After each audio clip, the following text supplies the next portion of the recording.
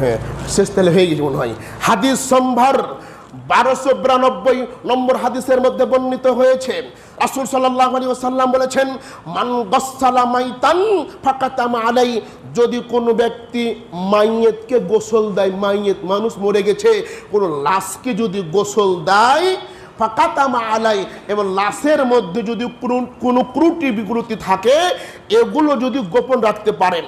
অনেক মানুষ গোসল করাতে যে লাশের মধ্যে অনেক কিছু দেখতে পাতে পারে, অনেক কিছু হয়ে যেতে পারে, মরণের সময় মানুষ অনেক কষ্ট হয়, অনেক কিছু হয়ে যেতে পারে, তার আকার আকৃতি পরিবর্তন হতে পারে, অথবা যে কোনো একটা সমস্যা হয়ে যেতে পারে।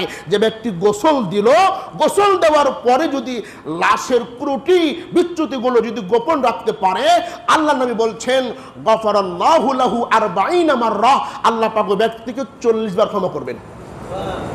কবে ক্ষমা করবেন? 40